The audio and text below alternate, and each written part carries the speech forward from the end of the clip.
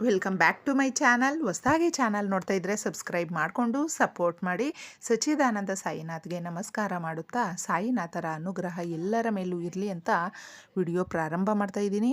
ಸ್ನೇಹಿತರೆ, ಸಾಯಿನಾಥರು ನಮಗೆ ತಿಳಿಸ್ತಾ ಇದ್ದಾರೆ, ಇದು ಏನಾದರೂ ನಿಮಗೆ ಈ ಸಂದೇಶ ಕಣ್ಣಿಗೆ ಬಿದ್ದರೆ ಇದನ್ನು ನೀವು ಕೇಳಿದ್ರೆ ನಿಮಗೂ ಕೂಡ ಒಂದು ಶುಭ ಸಂದೇಶ ನಿಮ್ಮದಾಗುತ್ತೆ ಮಕ್ಕಳೇ, ಇದನ್ನು ಕೇಳಿ ಅಂತ ನಮಗೆ ತಿಳಿಸುವಂಥದ್ದು. ಸ್ನೇಹಿತರೆ, ನಾವು ಅಂದ್ಕೊಳ್ತಾ ಇರ್ತೀವಿ ಈ ಸಂದೇಶಗಳಲ್ಲಿ ಏನಿರುತ್ತೆ ಅಂತ.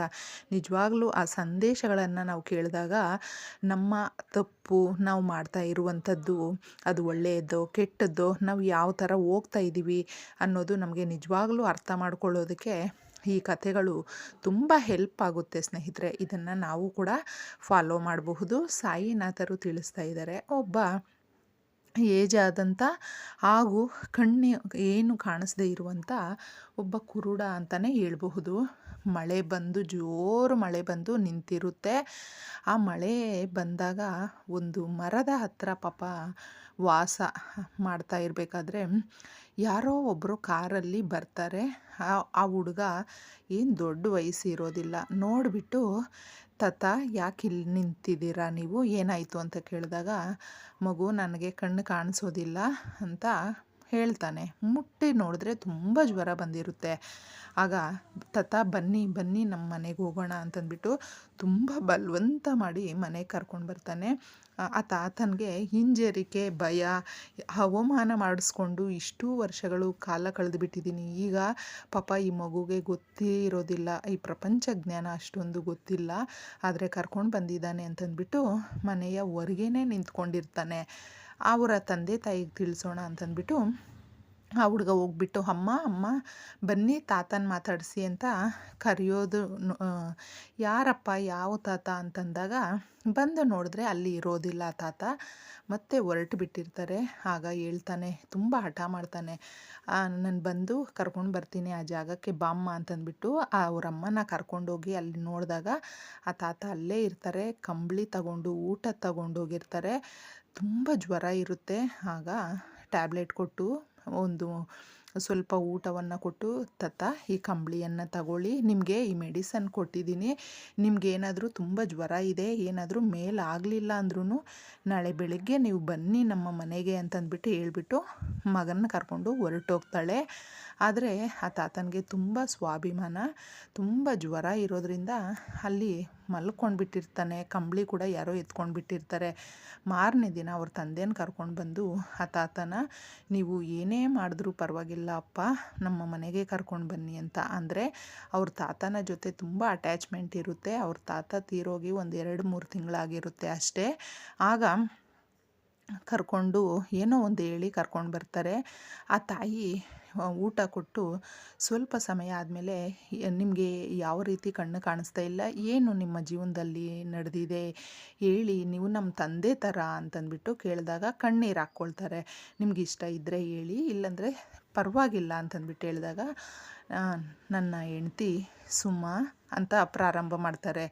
ಆಗ ಹೇಳ್ತಾರೆ, ನಮಗಿಬ್ಬರು ಮಕ್ಕಳು, ನನ್ನ ಹೆಂಡ್ತಿ ಸುಮಾ ಅಂತಂದ್ಬಿಟ್ಟು, ಈಗ ಅವಳು ಈ ಲೋಕದಲ್ಲೇ ಇಲ್ಲ ಮಗು, ನಮ್ಮಿಬ್ಬರು ಮಕ್ಕಳನ್ನ ನಾವು ತುಂಬ ಚೆನ್ನಾಗಿ ಓದಿಸಿ ದೊಡ್ಡವ್ರನ್ನ ಮಾಡಿ ಒಳ್ಳೆ ಮದುವೆ ಮಾಡಿದ್ದೀವಿ, ಅವ್ರಿಗೆ ನೋಡಿಸಿ. ನಾವು ವ್ಯವಸಾಯ ಮಾಡುವಂಥ ಜನಗಳು, ನಮಗೆ ಈ ಸಿಟಿ ಕಡೆ ಎಲ್ಲ ಗೊತ್ತಿಲ್ಲ ನಮಗೆ ಅಂತಂದ್ಬಿಟ್ಟು ಹೇಳಿದಾಗ ಎಲ್ಲ ಅವರ ಜೀವನದಲ್ಲಿ ನಡೆದಿರುವ ಘಟನೆಗಳೆಲ್ಲ ಹೇಳ್ತಾರೆ. ಒಂದು ದಿನ ನಮಗೆ ಆಸ್ತಿ ಇತ್ತು, ವ್ಯವಸಾಯ ಮಾಡುವಂಥವರು ನಾವು.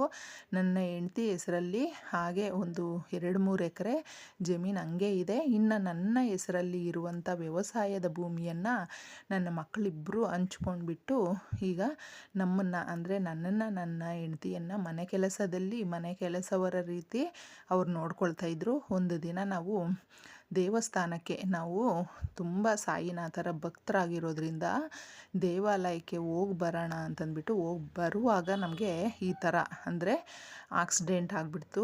ನನ್ನ ಹೆಂಡ್ತಿ ಈ ಲೋಕವನ್ನೇ ಬಿಟ್ಟು ಹೊರಟೋದ್ಲು.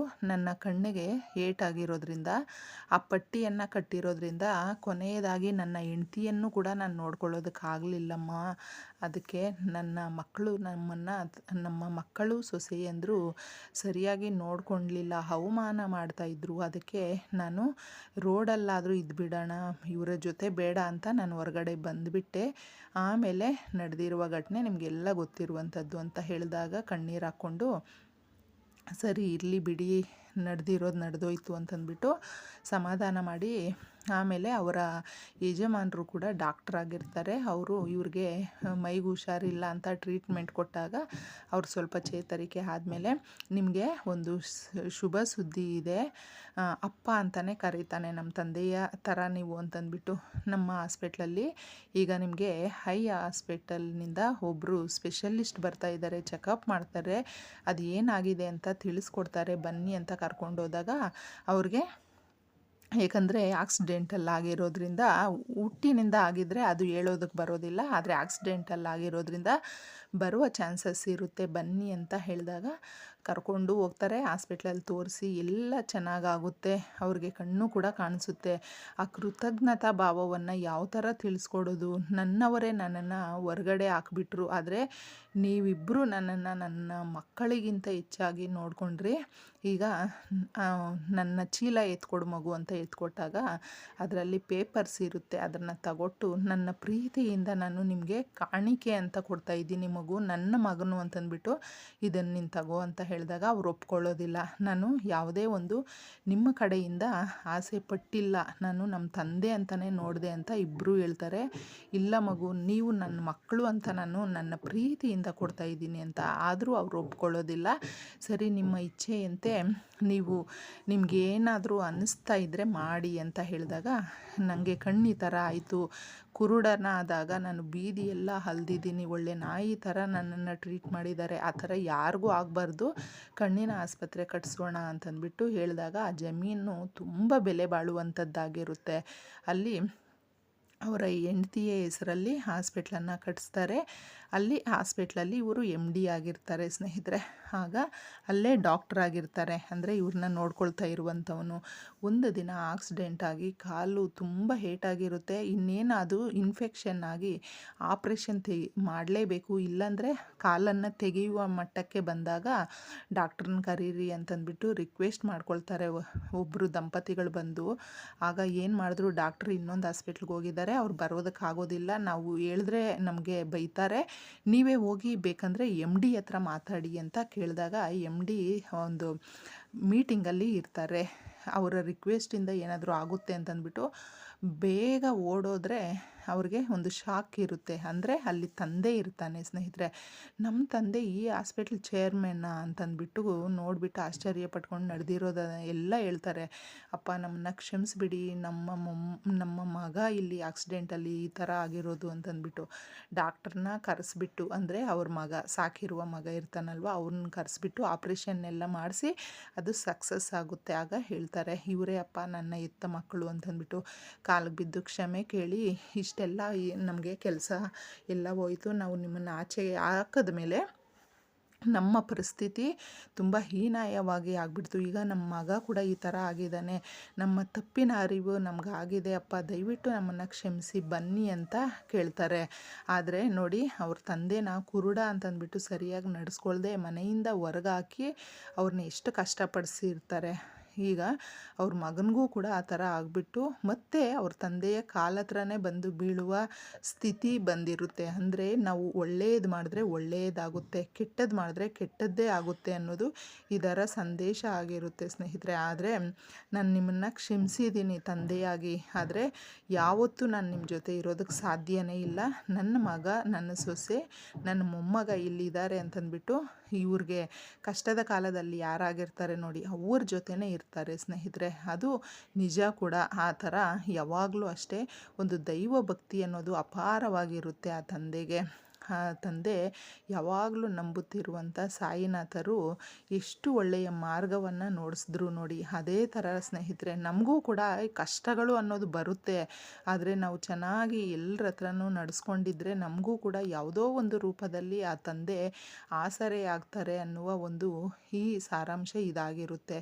ಈ ಥರ ಎಲ್ರಿಗೂ ಅಷ್ಟೇ ಒಳ್ಳೆಯದಾಗುತ್ತೆ ಅನ್ನೋದಕ್ಕೆ ಸಾಯಿನಾಥರು ಯಾವಾಗಲೂ ನಮ್ಮ ಕೈಯಲ್ಲಿ ಎಷ್ಟಾಗುತ್ತೋ ಅಷ್ಟು ನಾವು ಒಳ್ಳೆಯದನ್ನು ಮಾಡಬೇಕು, ದಾನ ಧರ್ಮ ಧರ್ಮ ಮಾಡಬೇಕು ಅಂತ ತಿಳಿಸುವಂಥದ್ದು ಇದಾಗಿರುತ್ತೆ ಸ್ನೇಹಿತರೆ. ಅದಕ್ಕೋಸ್ಕರ ಎಲ್ಲರೂ ನಾವು ಕೂಡ ನಮ್ಮ ಕೈಯಲ್ಲಿ ಎಷ್ಟು ಸಾಧ್ಯ ಆಗುತ್ತೋ ಅಷ್ಟನ್ನು ಒಳ್ಳೆಯದು ಮಾಡ್ತಾ ಬಂದರೆ ಒಂದಲ್ಲ ಒಂದು ರೀತಿಯಲ್ಲಿ ನಮಗೂ ಕೂಡ ಕಷ್ಟದ ಕಾಲದಲ್ಲಿ ನೆರವಾಗುವಂಥ ಜನಗಳು ನಮ್ಮ ಹತ್ತಿರದಲ್ಲೇ ಇರ್ತಾರೆ. ಎಲ್ರಿಗೂ ಒಳ್ಳೆಯದಾಗಲಿ. ಧನ್ಯವಾದಗಳು.